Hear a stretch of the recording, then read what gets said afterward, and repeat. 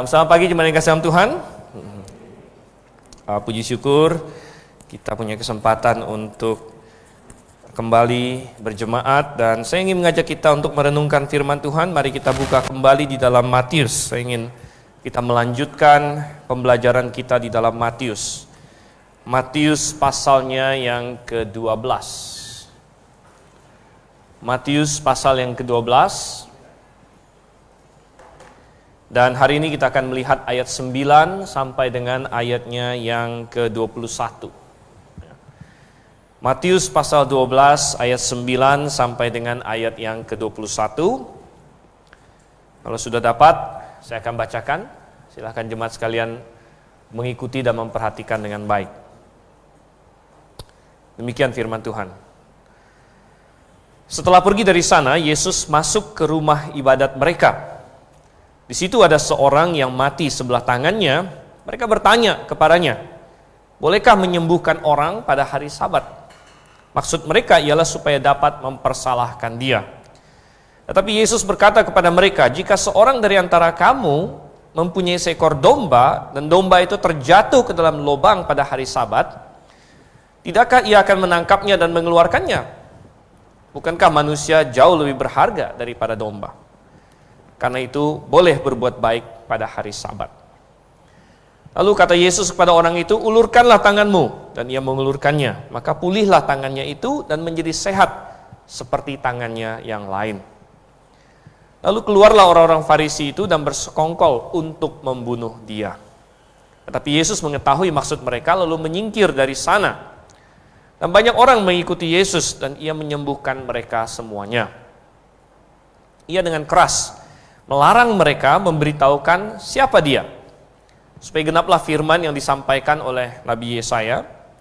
Lihatlah, itu hambaku yang kupilih, yang kukasihi, yang kepadanya jiwaku berkenan. Aku akan menaruh rohku ke atasnya, dan ia akan memaklumkan hukum kepada bangsa-bangsa. Ia tidak akan berbantah dan tidak akan berteriak, dan orang tidak akan mendengar suaranya di jalan-jalan.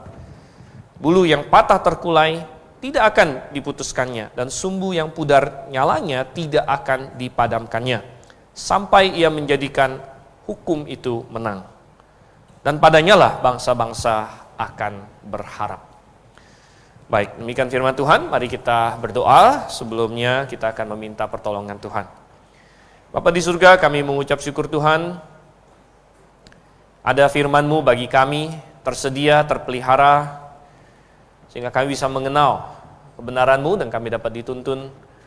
Tuhan, Kau yang kiranya menerangi setiap hati dan pikiran pada saat ini, memfokuskan perhatian kami kepada kebenaran-Mu, sehingga kami siap untuk menerimanya, dan kami dapat dibangun, kami dapat diajar, diinstruksikan, ditegur, dikuatkan oleh firman-Mu. Engkau yang tolong Tuhan. Kami berdoa hanya dalam nama Yesus Kristus saja. Amin.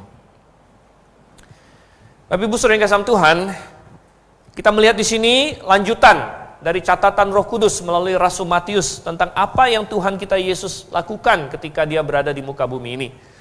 Dan Matius dengan sistematis dalam tuntunan Roh Kudus mencatatkan berbagai hal yang Yesus lakukan, dan kemudian dia juga mencatatkan mulai di sini reaksi manusia terhadap dia. Dan kita masih dalam tema bahwa Yesus ditolak. Memang cukup mencengangkan, membingungkan, mengapa ada orang yang bisa menolak Tuhan Yesus Kristus, tapi itu yang terjadi. Itu yang terjadi, umatnya menolaknya, Israel menolaknya, dan sampai hari ini pun manusia masih menolaknya. Tapi saudara yang kasih Tuhan, temanya masih mirip dengan yang terakhir kita bahas 2 minggu lalu. Mereka masih menggunakan poin yang sama, yaitu mengenai poin hari Sabat. Poin hari Sabat mereka jadikan konflik, mereka menjadikan pertentangan dengan Tuhan kita. Tetapi kali ini settingannya bukan di ladang. Kalau di ayat 1 sampai ayat 8, waktu itu Tuhan Yesus dengan murid-muridnya berjalan di ladang. Kali ini Tuhan Yesus masuk ke sinagog. Jadi rumah ibadat di sini, rumah ibadat Yahudi namanya sinagog waktu itu.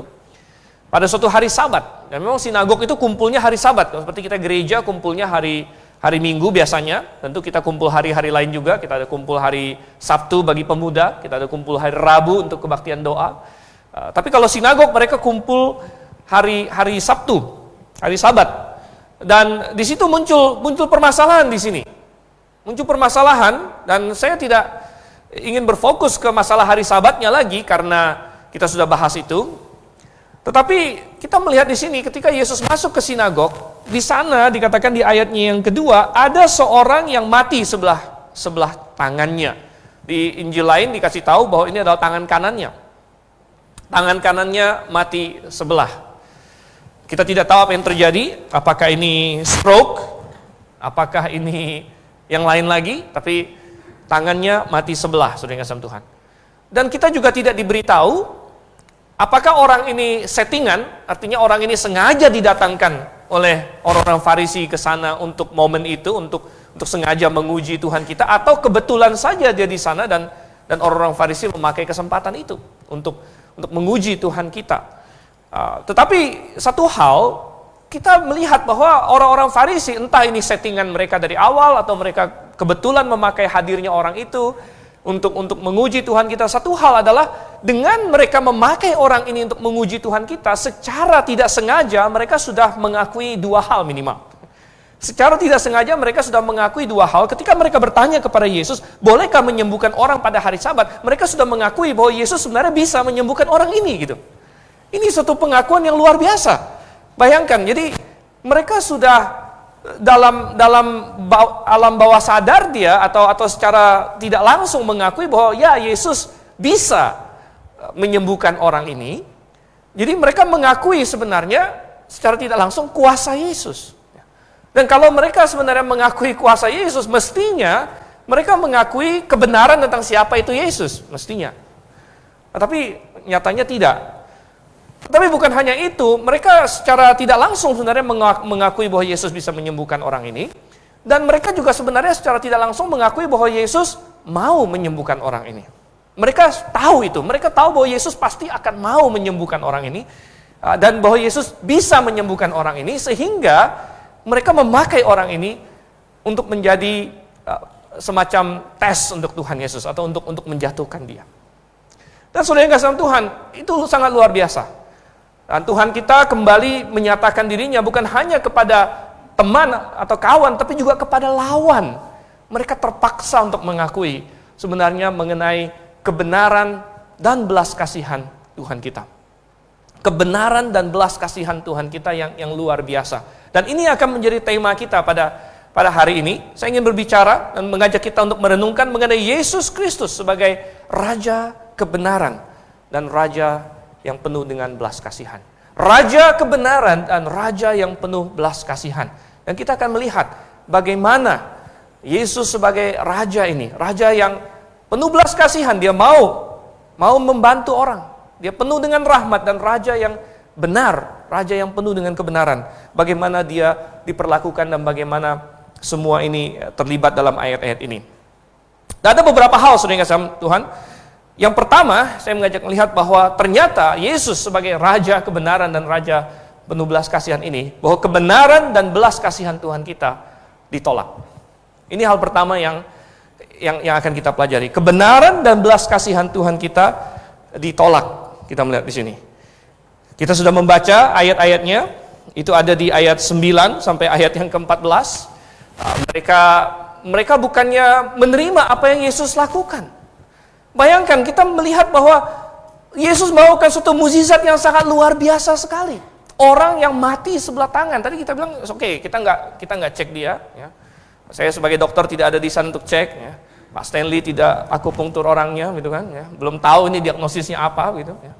Apakah itu stroke, apakah itu apa? Tapi yang jelas manusia biasa tidak bisa menyembuhkan dia. Tetapi Tuhan Yesus dengan satu kata saja, ulurkan tanganmu. Ulurkan tanganmu. Dan saya melihat bahwa Tuhan kita di sini, dia sengaja, Tuhan kita bisa memakai banyak cara untuk menyembuhkan orang. Kadang-kadang Tuhan memakai proses. Kalau Anda baca di bagian Injil lain, pernah Tuhan menyembuhkan orang yang matanya buta dengan cara meludah ke tanah. Meludah ke tanah, lalu diaduk-aduk, lalu kemudian dioles ke matanya. Jadi sepertinya menggunakan sesuatu. Tuhan bisa pakai cara begitu. Tapi di lain kesempatan Tuhan bisa pakai cara macam-macam. Ada yang masih jauh, nggak pernah ketemu Tuhan. Tuhan bilang sembuh, dia sembuh. Sudah nggak sembuh Tuhan. Dan untuk yang satu ini, sepertinya Tuhan sengaja ingin membuat orang Farisi ini bingung, apakah dia ini sebenarnya kerja atau nggak kerja begitu. Karena dia nggak ada suruh orangnya buka bajunya untuk diperiksa atau apa. Kenapa orang Farisi punya aturan tidak boleh menyembuhkan orang pada hari Sabat? Karena mereka berpikir penyembuhan itu kerja dokter. Jadi maksudnya dokter tidak boleh buka praktek hari Minggu, hari Sabtu, hari Sabat begitu. Jadi ini adalah aturan untuk dokter sebenarnya, untuk tabib pada waktu itu. Jadi Tuhan Yesus mereka anggap kayak buka praktek. Jadi kamu ini buka praktek pada hari Sabat yang tidak boleh dilakukan. Dan Tuhan Yesus sengaja, dia bisa saja, dia bisa ada banyak cara menyembuhkan, tapi untuk yang kali ini dia hanya bilang, ulurkan tanganmu. Ulurkan tangan. Apa yang salah dengan mengulurkan tangan pada hari Sabat gitu? Tuhan kita tidak periksa-periksa dia dan lain sebagainya. Dan orang itu segera mengulurkan tangannya dan tangannya langsung sembuh. Tetapi saudara yang Tuhan, bukannya mereka kagum dengan apa yang Yesus lakukan. Bukannya mereka wow, hebat sekali, tapi mereka dikatakan malah bersekongkol untuk membunuh dia. Ini adalah reaksi yang sangat luar biasa negatif, sangat luar biasa aneh. Tetapi saudara yang Tuhan, kebenaran dan belas kasihan Tuhan kita ditolak. Dan saya mengajak kita melihat dalam poin yang pertama ini, bahwa kebenaran dan belas kasihan ditolak. Mengapa? Mengapa manusia bisa menolak kebenaran? Mengapa manusia bisa menolak kebenaran? Dan ada beberapa alasan yang bisa kita pelajari dari sini. Yang pertama, saudara Tuhan, manusia bisa menolak kebenaran ketika mereka datang dengan motivasi yang salah. Ketika mereka datang dengan motivasi yang salah, maka ada kecenderungan untuk menolak kebenaran. Coba kita lihat ayat yang ke-10. Ayat yang ke-10 dikatakan, di situ ada seorang yang mati sebelah tangannya. Mereka bertanya kepadanya, bolehkah menyembuhkan orang pada hari Sabat? Seperti ini pertanyaan yang bagus. Mereka ingin tanya sesuatu kepada Tuhan kita. Dan Tuhan kita adalah pribadi yang paling tepat untuk ditanya karena dia tahu segala-galanya dan dia pasti benar. Tetapi perhatikan kalimat selanjutnya. Maksud mereka ialah apa? Supaya dapat mempersalahkan dia. Nah, di sini letak masalahnya. Mereka bukan bertanya kepada Tuhan kita untuk mendapatkan jawaban. Mereka bukan bertanya untuk mengerti. Mereka bukan bertanya untuk menyelidiki. Sebenarnya apa sih hukum Sabat itu? Sebenarnya bagaimana kita harus menerapkannya? Bukan. Mereka datang dengan motivasi untuk mempersalahkan Tuhan kita. Sehingga pertanyaan mereka, walaupun ini pertanyaan yang bagus, sehingga kedatangan mereka atau mereka datang kepada Tuhan kita menjadi sia-sia. Karena mereka sudah dipenuhi dengan suatu motivasi sebelumnya. Motivasi yang salah. Sehingga kebenaran yang Tuhan sampaikan kepada mereka tidak masuk ke dalam hati mereka. Saudara yang kasih Tuhan. Oleh karena itu kita harus mengecek akan hati dan motivasi kita. Ketika kita datang, ya, ketika kita datang gereja misalnya, kita datang ke gereja dengan motivasi apa kita datang ke gereja? Dengan motivasi apa kita duduk mendengarkan khotbah? Ada orang yang datang ke gereja karena misalnya hanya sekedar untuk menyenangkan orang lain. Mungkin menyenangkan orang lain itu menyenangkan orang tua. Ada anak yang disuruh datang oleh orang tuanya, dia tidak begitu mau, sehingga dia bisa duduk di auditorium, dia bisa mendengarkan khotbah berkali-kali, mungkin dari kecil sampai dewasa, entah berapa ribu khotbah dia dengar. Tapi kalau tidak pernah datang dengan motivasi saya ingin tahu kebenaran, saya ingin tahu apa kata Tuhan, bisa jadi itu semua terbang lewat begitu saja dari benak dia. Ada orang yang datang untuk menyenangkan pasangannya. Saya diajak oleh pasangan ini mulai dari pacar sampai kepada yang sudah suami istri, sampai kepada macam-macam. Bisa saja dia datang untuk menyenangkan pasangannya. Dan bisa juga dia mendengar kebenaran, mendengar khotbah, mendengar berbagai hal. Tapi ujung-ujungnya kok kayak nggak ngerti-ngerti gitu. Kok tidak paham-paham? Karena dia tidak pernah datang memang untuk mencari kebenaran. Dia tidak pernah datang untuk bertanya sebenarnya apa yang Tuhan ingin sampaikan kepada saya lewat firman-Nya hari ini. Dia tidak pernah berpikir seperti itu. Bukan hanya masalah kebaktian. Kadang-kadang kita gereja termasuk yang banyak melakukan seminar. Ya, kita banyak melakukan blog class, sudah kasih Tuhan. Ada seminar, ada blog class, dan hasilnya banyak yang bagus. Orang ikut seminar, orang ikut blog class, banyak yang mendapatkan kebenaran. Tetapi ada juga yang kayak sepertinya nggak ngerti-ngerti juga. Dan ada juga yang menghadiri seperti itu yang dengan motivasi salah, ada juga. Ada yang terpaksa, ada yang diiming-imingi dan lain sebagainya, macam-macam. Kita perlu mengecek motivasi kita. Dengan apa kita bertanya? Ini zaman medsos. Kita ada Facebook, kita ada YouTube, kita ada Graphel Live, kita ada WA Group, macam-macam. Kadang-kadang orang bertanya, bagus, kita senang orang bertanya. Tapi ada orang yang bertanya, maksudnya bukan ingin tahu sebenarnya. Bukan ingin mencari kebenaran. Dia bertanya, maksudnya lain.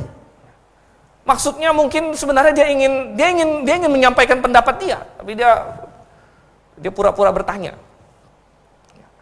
Saudara kasih Tuhan, kita perlu mengecek, apakah kita memang rindu untuk mengenal kebenaran atau tidak. Karena kasihan sekali, seperti orang-orang Farisi ini, kebenaran sudah ada di depan mereka. Ini bukan kebenaran yang 90%, ini kebenaran 100%. Tuhan Yesus itu nggak mungkin salah. Kita semua di sini masih bisa salah. Tuhan Yesus tidak mungkin salah. Karena dia adalah Tuhan. Tetapi mereka menyia-nyiakan kesempatan itu. Mereka menyia-nyiakan kesempatan yang sangat luar biasa. Saudara kasih Tuhan, ini adalah alasan pertama. Kenapa manusia menolak kebenaran? Karena motivasinya salah. Yang kedua, alasan kedua, saudara kasih Tuhan, kenapa manusia bisa menolak kebenaran? Untuk ini saya ajak kita melihat di perikop paralel, karena cerita ini diceritakan juga oleh Markus. Coba kita buka Markus pasal 3. Markus pasal 3, ayatnya yang pertama, ini kisah yang sama. Tapi ada detil-detil tambahan lainnya yang Markus ceritakan kepada kita. Saya bacakan ayat 1 sampai 6.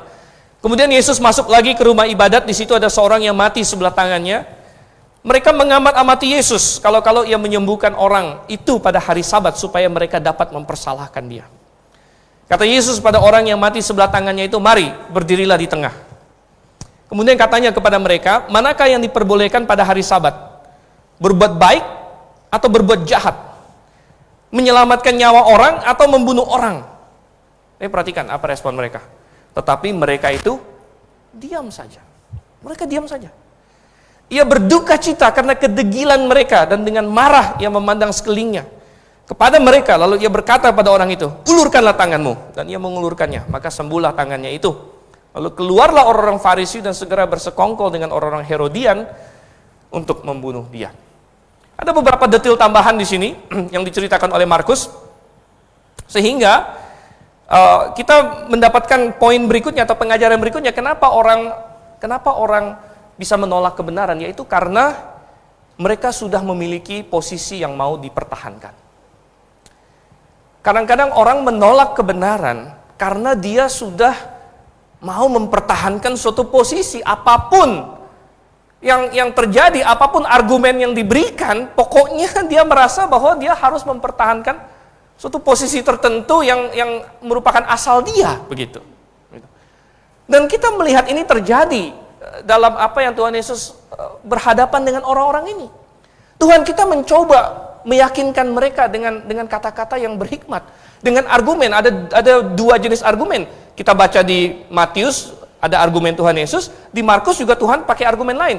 Kalau ditanya mana yang benar, ya Tuhan Yesus mengucapkan dua-duanya, gitu ya. Tuhan Yesus mengucapkan dua-duanya. Yang di Markus, argumen Tuhan adalah yang mana yang boleh, membunuh orang atau menolong orang, ya, menyelamatkan nyawa atau membunuh orang. Ini saya sudah singgung 2 minggu lalu, karena orang Yahudi sekitar 200 tahun sebelum Tuhan Yesus berperang dengan Antiochus Epiphanes, dan Antiochus menyerang mereka. Pokoknya dia tahu orang Yahudi hari Sabat mesti istirahat, dia serang hari Sabat. Orang Yahudi bingung. Akhirnya mereka kumpul-kumpul gitu kan, bikin fatwa. Hari Sabat bolehlah berperang katanya, daripada kita kalah kan. Jadi mereka bikin keputusan hari Sabat boleh berperang, boleh membunuh orang. Dan Tuhan tahu sehingga dia tanya sama mereka, loh, menurut kalian berperang saja boleh, membunuh orang boleh, masa kalian tanya sama saya sekarang, boleh atau tidak menyembuhkan orang? Coba kalian jawab sendiri. Lalu Tuhan Yesus pakai lagi ilustrasi lain yang kita baca di Matius. Dia pakai ilustrasi lain, dia bilang, siapa di antara kalian yang kalau binatangnya jatuh hari Sabat, masa nggak langsung ditangkap, masa tunggu besok baru diangkat? Mati duluan. Semuanya pasti angkat saat itu juga. Ada kerbaunya jatuh ke sumur, ada dombanya jatuh kemana, pasti diangkat. Coba, masa bukankah manusia jauh lebih berharga daripada binatang, Tuhan bilang.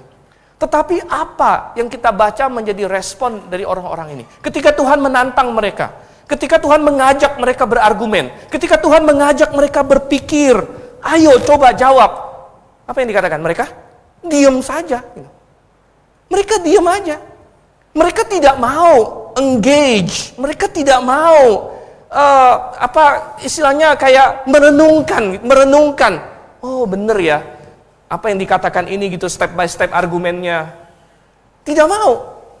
Karena mereka sudah punya tujuan. Mereka sudah punya posisi.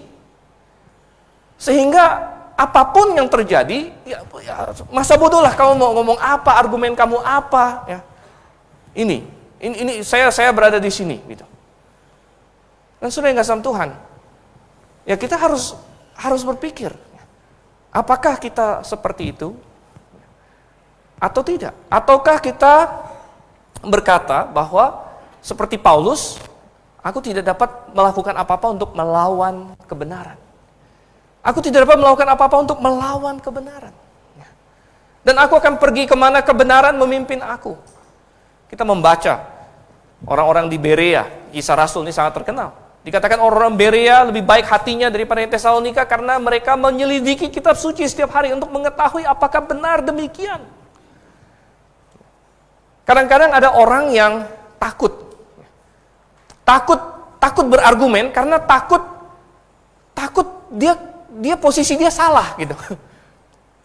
Takut ya. Sehingga kadang-kadang kita berkata bahwa ayo coba datang ke sini. Nggak mau ah. Loh ayo dengarkan saja. Nggak mau. Kenapa? Mungkin dia merasa takut. Dia takut kalau misalnya dia dengar, dia terpaksa mengaku itu benar dan dia tertantang. Dia harus melakukan sesuatu. Sehingga lebih baik tidak. Lebih baik tidak usah dengar. Lebih baik ya, diem saja. Ya. Oh saudara yang kasih Tuhan. Sangat disayangkan. Kadang-kadang argumen-argumen ya, disampaikan.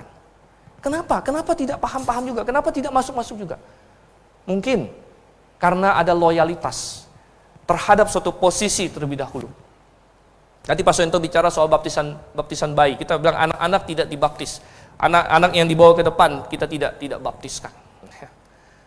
Dan kalau kita baca Alkitab, sangat jelas sekali bahwa Tuhan tidak pernah menyuruh bayi dibaptis. Bahkan Tuhan melarang bayi dibaptis. Dari mana kita tahu Tuhan melarang bayi dibaptis?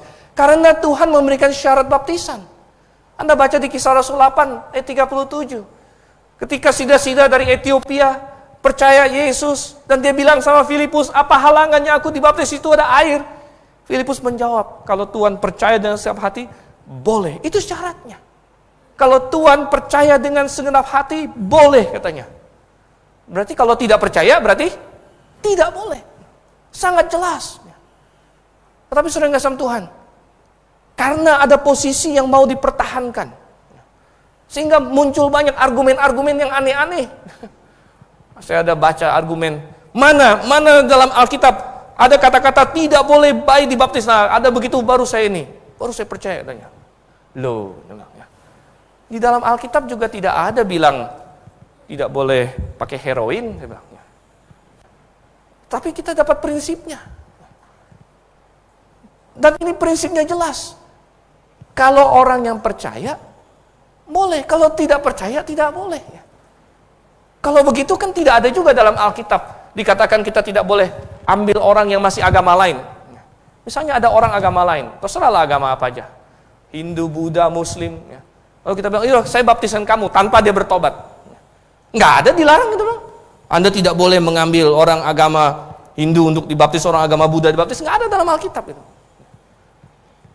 Tapi kan kita tahu, kenapa? Ya dia belum percaya. Gitu. Prinsipnya sudah jelas. Barang siapa yang percaya, boleh. Barang siapa yang tidak percaya, tidak boleh. Tapi kenapa sulit sekali untuk melihat ini? Kenapa sulit sekali untuk melihat ini? Mungkin karena ada suatu posisi yang sudah mau dipertahankan. Sudah ada suatu doktrin yang mau dipertahankan. Dan kita bisa berlanjut dari doktrin ke doktrin ke doktrin. Ya, kita bicara macam-macam. Hari ini ada yang namanya gereja-gereja bikin bahasa roh katanya. Wah, bahasa roh. Bahasa roh. Ada gereja-gereja dia mungkin ada yang pernah ke yang seperti itu ya. Nanti saya akan bilang, ayo mari kita sama-sama bahasa roh. Nah, nanti semuanya di sini harus ini. Gitu kan. Nah. Wah, itu yang benar. Kita bilang tidak, itu tidak benar. Itu tidak benar. Itu tidak sesuai dengan Alkitab. Anda baca di 1 Korintus 14. Fenomena bahasa roh yang mereka bilang bahasa roh sekarang itu tidak sesuai dengan Alkitab. Kita bilang, baca saja. Ketika bahasa karunia bahasa lidah itu ada pun, Tuhan bilang harus satu persatu. Harus satu persatu. Kemudian harus ada yang menerjemahkan. Kemudian tidak boleh perempuan. Dilanggar semua, saudara. Kenapa sulit untuk melihat itu? Kenapa sulit untuk melihat itu? Gitu. Ayatnya sangat jelas. Waktu masih ada pun tidak boleh seperti itu. Mungkin ada posisi yang sudah mau dipertahankan. Sehingga ketika argumen apapun diberikan, ya, mental karena this is my position already. Ini posisi saya. Sama seperti orang Farisi ini. Lalu kita bilang, oh enggak, bahasa lidah bahkan sudah berhenti. Tuhan sudah katakan itu sudah berakhir 1 Korintus 13 ayat 10 dan sebagainya. Sekali lagi, apakah itu bisa diterima atau tidak? Oh, saudara yang kasih Tuhan, kita tidak punya waktu kalau kita mau bahas dari satu doktrin ke doktrin lain. Makanya Anda perlu ikut blog kelas, gitu kan? Makanya Anda perlu ikut seminar. Makanya Anda perlu ikut sekolah minggu dewasa. Kita hanya memberikan contoh saja. Bahwa kenapa orang menolak kebenaran? Satu, karena motivasi mungkin. Dua, mungkin karena ada posisi yang mau dipertahankan. Dan yang ketiga, saudara yang kasih Tuhan. Yang ketiga, alasan mengapa orang kadang-kadang menolak kebenaran. Kita kembali ke Markus pasal 3 tadi. Di perikop paralel ini di Markus pasal 3 ini. Perhatikan apa yang dikatakan di ayat yang kedua di sini. Ayat yang kedua ya. Dikatakan mereka mengamat-amati Yesus. Jadi Yesus baru masuk ke sinagog itu. Mereka mengamat-amati dia. Mereka mengamat-amati dia. Jadi mereka ya tadi datang dengan motivasi yang salah dan sebagainya, tapi ada satu faktor lain lagi, yaitu faktor ketidaksukaan mereka dengan Tuhan Yesus. Mereka sudah datang dengan rasa tidak suka dengan Tuhan Yesus. Sehingga ini menjadi poin ketiga, kenapa orang menolak kebenaran? Karena mereka menolak, sudah punya penolakan terhadap si pembawa kebenaran itu. Mereka sudah punya antipati terhadap si pembawa kebenaran itu. Dan ini menjadi salah satu barrier, salah satu penghalang mereka bisa memahami kebenaran. Dan kita tahu bahwa Tuhan Yesus itu tidak disukai dia disukai oleh rakyat pada umumnya. Orang-orang kecil suka dengan dia, ya, nelayan-nelayan, para orang-orang yang dianggap orang-orang berdosa, sangat senang dengan pengajaran Tuhan kita, tetapi yang tidak suka kepada Tuhan Yesus adalah para pemimpin pada waktu itu. Elit-elit Yahudi pada waktu itu. Orang-orang Farisi, para imam yang golongan Saduki kebanyakannya, mereka tidak suka dengan Tuhan kita. Kenapa? Oh, mereka tidak suka dengan Tuhan kita karena banyak alasan. Ya, nomor satu, Tuhan kita tidak sesuai dengan ekspektasi mereka. Mereka mengharapkan suatu Mesias yang keren dalam pemikiran duniawi. Mungkin dari keluarga terpandang, haruslah salah satu jalur mereka lah mungkin. Dari keluarga ternama mereka.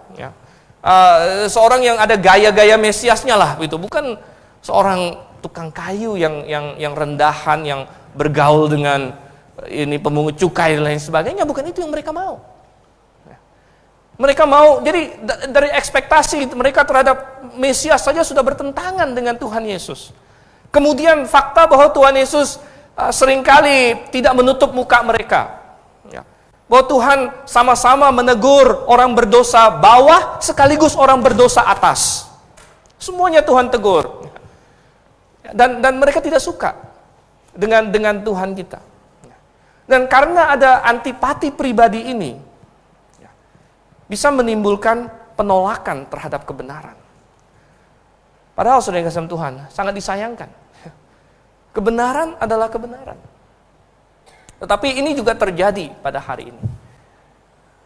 Kadang-kadang ada permasalahan pribadi, ada antipati pribadi dengan pengkhotbah, dengan gembala, dengan lain sebagainya. Sehingga oleh karena itu menolak kebenaran. Padahal sangat disayangkan, kebenaran adalah kebenaran. Terlepas dari yang menyampaikannya. Memang kepada pemberita kebenaran, kepada para pengkhotbah, kepada mahasiswa yang mempersiapkan diri menjadi penginjil, menjadi gembala, menjadi pengkhotbah, kita seringkali menekankan harus hidup yang benar. Jangan memberikan, kalau bisa, kesempatan orang lain tersandung karena kita dan sebagainya. Itu kita tekankan kepada orang yang mau menyampaikan firman Tuhan. Tapi saudara yang kasih Tuhan, itu tidak menjadi alasan sebenarnya. Itu tidak menjadi alasan bagi seseorang untuk menolak kebenaran. Kita tidak bisa berkata, oh saya menolak kebenaran karena si pembawa kebenarannya begini. Si penyampai kebenarannya begini. Karena dia begini, maka saya tolak kebenaran dia. Kebenaran yang dia sampaikan saya tolak. Kita tidak bisa berkata demikian. Karena, saudara yang kasih Tuhan, seorang yang sempurna pun seperti Tuhan Yesus, mereka tolak juga. Yang tidak mungkin ada kesalahan pun mereka tolak juga. Sehingga kita berkata, wah, ini karena mereka sudah salah secara prinsipil. Mereka sudah salah secara prinsipil. Tuhan ingin kita menerima kebenaran bukan karena si pembawa kebenaran. Jangan salah. Jangan terima kebenaran karena saya sebagai pengkhotbah. Jangan terima kebenaran karena siapapun, karena gereja manapun. Terimalah kebenaran karena kebenaran itu sendiri. Karena Tuhan. Karena Tuhan yang punya kebenaran. Maka kita menerima kebenaran itu. Oh, ini adalah yang benar. Maka saya akan melakukan yang benar. Saya akan bertindak sesuai dengan yang benar. Oleh karena itu prinsip Tuhan. Itu prinsip Tuhan di segala macam situasi, segala macam hal hubungan yang Tuhan kasih tahu. Misalnya, hubungan suami istri, demikian juga. Hubungan anak dengan orang tua, demikian juga. Coba kita lihat apa yang Tuhan katakan mengenai suami istri misalnya. Ya, 1 Petrus pasal 3. Kita lihat di sini. 1 Petrus pasal 3 ayat 1. Saya sering konseling pranikah dan sebagainya. Saya sering berkata bahwa suami harus melakukan apa yang suami perlu lakukan. Bukan hanya saat istrinya baik. Bukan kalau istrinya begini, oh saya mau mengasihi dia. Tidak. Dia harus mengasihi istrinya apapun situasinya. Istri juga demikian. Istri bukan melakukan apa yang harus dilakukan kalau suaminya begini. Kalau suaminya begini. Tidak. Dia melakukan yang benar karena Tuhan. Karena Tuhan. Coba kita lihat apa yang Tuhan ajarkan dalam 1 Petrus 3 ayat 1. Demikian juga kamu hai istri-istri tunduklah kepada suamimu. Apakah hanya kalau mereka baik saja? Tidak. Melainkan bahkan dikatakan supaya jika ada di antara mereka yang tidak taat kepada firman, ini suami yang kurang baik. Mereka juga tanpa perkataan dimenangkan oleh kelakuan istrinya jika mereka melihat bagaimana murni dan salehnya hidup istri mereka itu. Kenapa Tuhan punya prinsip demikian? Karena kita berhubungan langsung dengan Tuhan, bukan dengan pribadi orang itu. Manusia itu pasti punya kesalahan. Tetapi kita tidak punya hak untuk saya mau berlaku salah karena dia salah. Saya mau menolak kebenaran karena dia menolak kebenaran. Berarti kamu rugi sendiri. Saya mau menyimpang karena dia menyimpang. Berarti kamu yang rugi juga. Tuhan tidak pernah ajarkan seperti itu. Tiap-tiap orang nanti bertanggung jawab di hadapan Tuhan. Yang salah, Tuhan akan tuntut tanggung jawab. Tetapi kamu tidak bisa atur orang lain. Kamu tidak bisa paksa orang lain.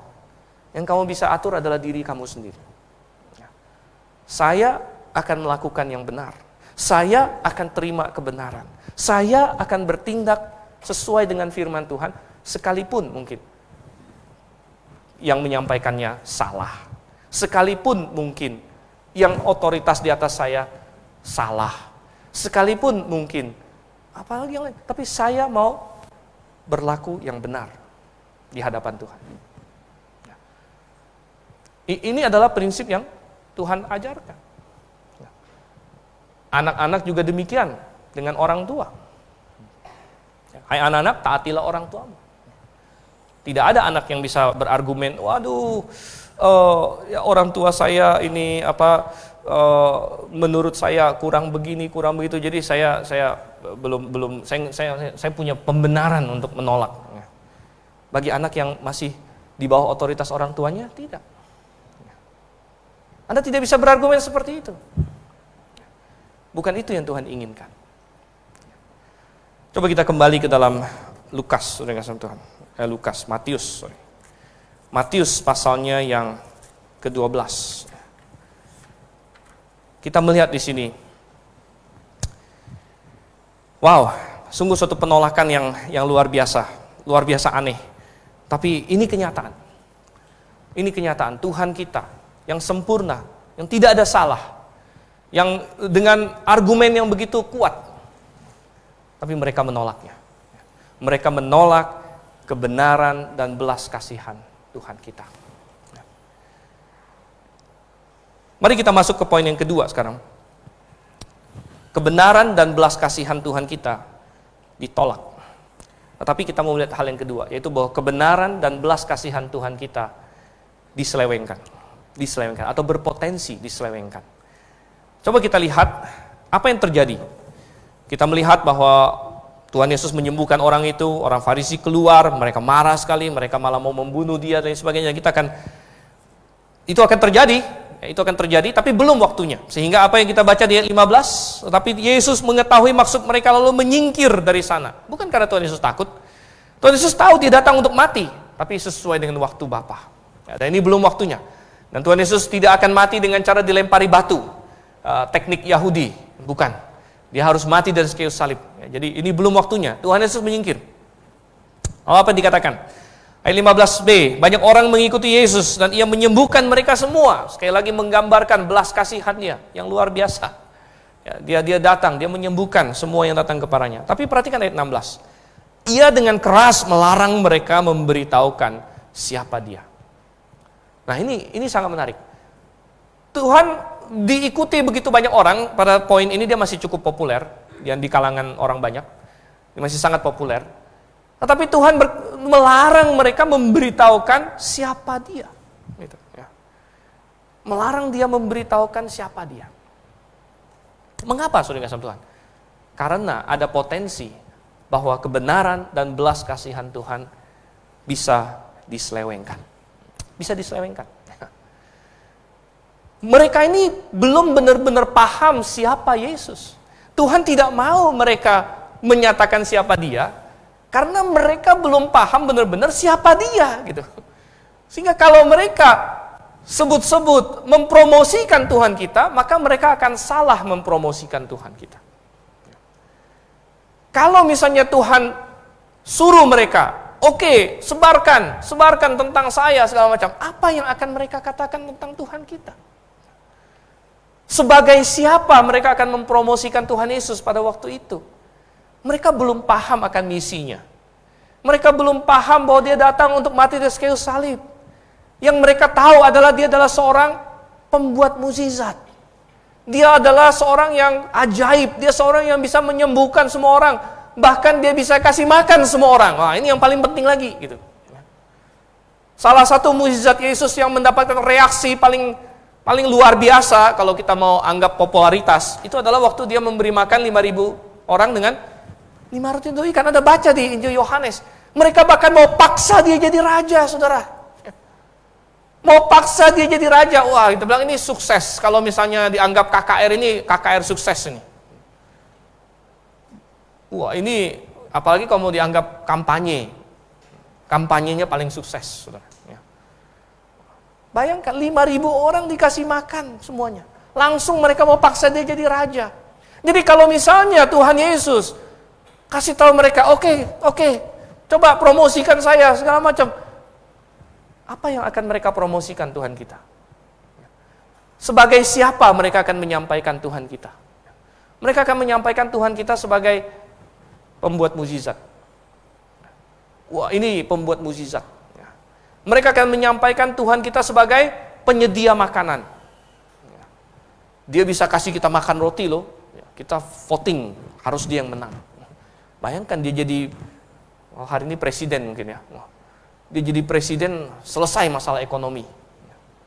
Nggak ada lagi krismon. Tapi Tuhan tidak mau. Karena ada potensi, kebenaran dan belas kasihan Tuhan kita diselewengkan. Memang Tuhan ingin menolong manusia. Memang Tuhan berbelas kasihan atas penderitaan. Tuhan menitikkan air mata ketika ada yang mati. Tuhan sedih ketika dia melihat efek dosa atas dunia ini. Yang menimbulkan penderitaan, menimbulkan kemiskinan, menimbulkan segala macam. Tuhan tahu, Tuhan paling tahu. Karena Tuhan tahu persis efek dosa. Ya. Tetapi Tuhan ingin menyelesaikan akar masalahnya. Belas kasihan Tuhan jauh lebih dalam daripada itu. Belas kasihan Tuhan adalah dia mau menghancurkan batangnya. Dia mau menyelesaikan dosa. Dia bukan hanya mau membangkitkan Lazarus dari kubur untuk kemudian nanti mati lagi entah berapa tahun. Dia ingin memberikan hidup yang kekal kepada Lazarus. Dia bukan hanya ingin memberikan kita roti untuk kita makan yang besok, nggak usah besok. 6 jam lagi kita sudah lapar lagi. Tapi dia ingin memberikan roti hidup kepada kita. Sehingga kita bisa puas selama-lamanya. Kepada perempuan Samaria dia berkata, kamu minum air ini, kamu haus lagi. Seandainya kamu tahu siapa aku sebenarnya, niscaya kamu sudah minta dan sudah aku berikan kepadamu air hidup. Yang kalau kamu minum, kamu tidak akan haus lagi selama-lamanya. Siapa yang tidak mau? Wanita itu berkata, Tuhan aku mau.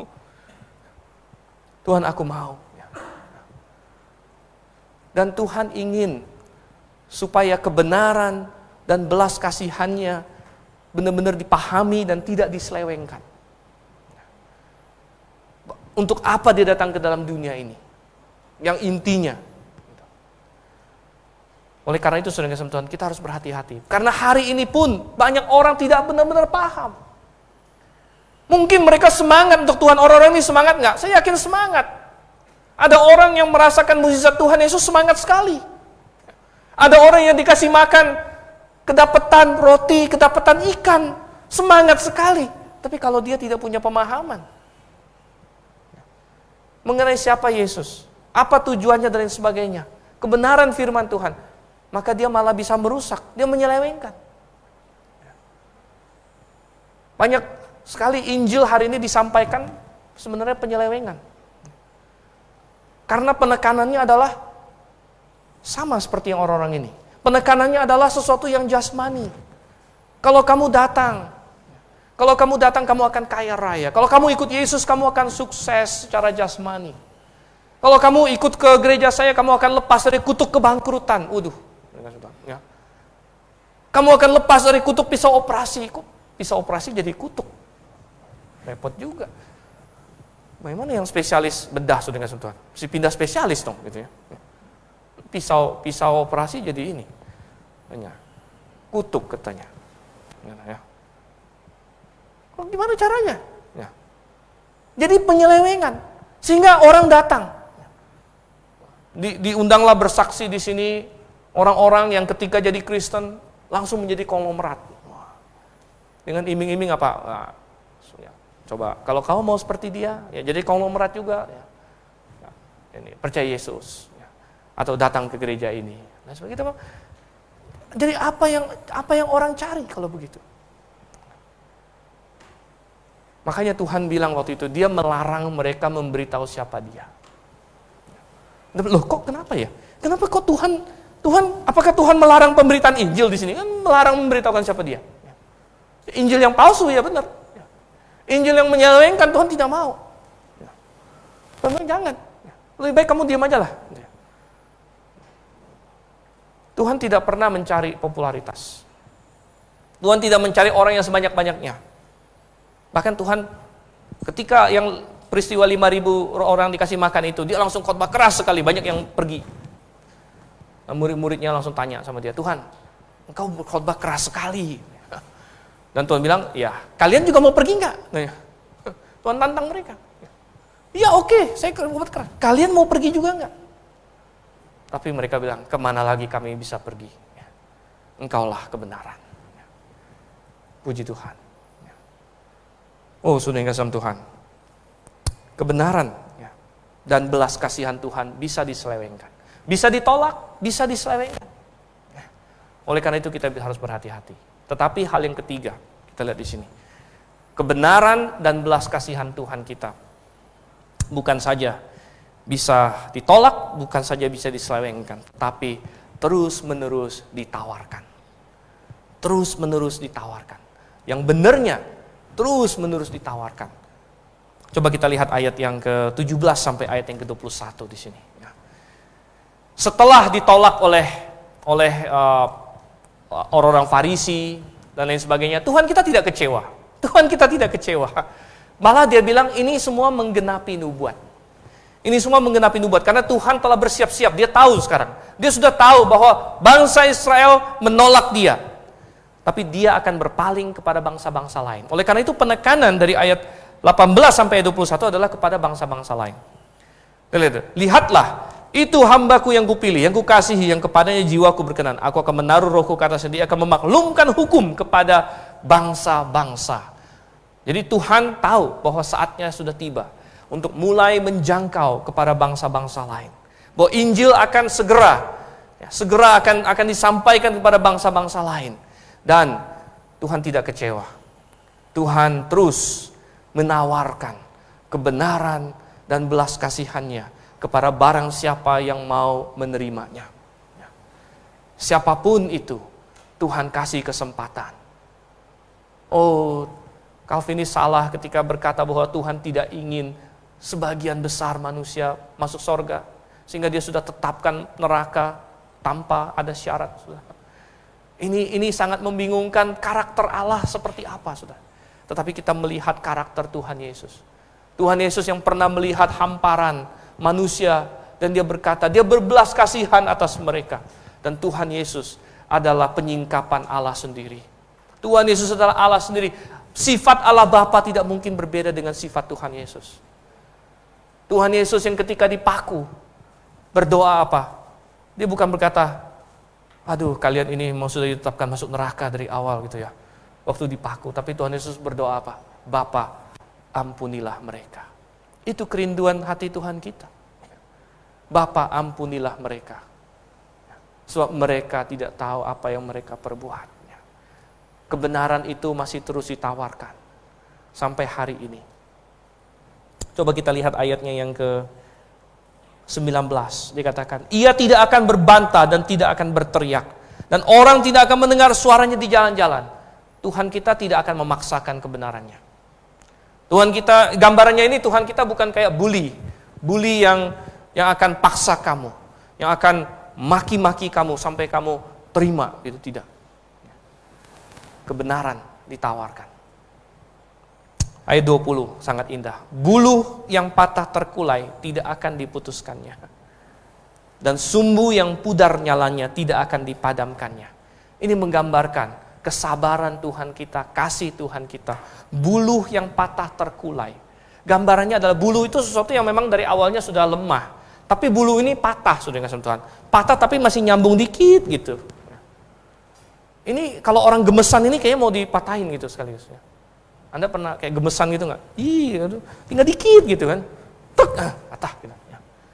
Atau Anda pernah misalnya kulit Anda kekelupas dikit masih gantung-gantung dikit gitu. Kayaknya kalau nggak dicopotin ada yang salah gitu ya. Dicopotin aja. Ya. Ini bulu sudah patah terkulai. Tuhan kita tidak bilang udah hancurkan aja. Tapi Tuhan bilang, aku bisa merestorasinya. Aku mampu memulihkannya. Aku mampu membuatnya benar lagi. Tidak peduli serusak apapun. Tidak peduli masih tersisa sesedikit apapun harapan itu. Oleh karena itu tidak pernah ada orang yang terlalu jauh untuk dijangkau oleh Tuhan. Jangan pernah iblis mau membuat Anda berpikir saya sudah terlalu jauh dari Tuhan. Tapi Tuhan berkata, buluh yang patah terkulai pun tidak diputuskannya. Dia kasih kesempatan. Kalau kamu mau datang kepadaku, seapapun juga, aku bisa membuatnya pulih. Aku bisa merestorasinya. Dan ini adalah gambaran dari tawaran Tuhan, kasih setia Tuhan, belas kasihan dan kebenaran Tuhan. Terus ditawarkan. Pertanyaannya adalah apakah kita mau menerimanya atau tidak. Pertama-tama di dalam keselamatan tentunya. Dan kemudian setelah itu berlanjut. Tuhan ingin kita hidup sesuai firman-Nya. Dalam pengudusan, dalam mengikuti desain Tuhan. Baik dalam hidup pribadi, baik dalam hidup berjemaat. Tuhan ingin kita ikut terus. Mari kita bersatu dalam doa. Bapa di surga, Engkau adalah Raja kebenaran, Raja belas kasihan. Tuhan, kadang kami tidak mengerti mengapa manusia menolak Engkau. Namun itu terjadi, bahkan kami pun dulu pernah menolak Engkau. Namun puji syukur, Engkau terus bersabar terhadap kami. Dan Engkau terus mengejar kami. Ketika kami patah terkulai, Engkau tidak memutuskan kami. Tuhan, jikalau ada di tempat ini yang masih perlu untuk menyambut Engkau, menyambut kebenaran-Mu, dalam keselamatan Engkau yang terus bekerja. Jikalau ada yang perlu menyelaraskan hidup pribadinya dengan kebenaran-Mu, Engkau yang terus bekerja. Jika ada yang perlu untuk membuat keputusan untuk doktrin yang benar, untuk gereja yang benar, Engkau terus bekerja, Tuhan. Engkau tawarkan kiranya terus kebenaran-Mu, belas kasihan-Mu pada kami semua, supaya kami tidak menyelewengkannya dan kami salah memahaminya, tetapi kami menerimanya sehingga kami sungguh berada di dalam Engkau. Kami berdoa dalam nama Yesus Kristus. Amin.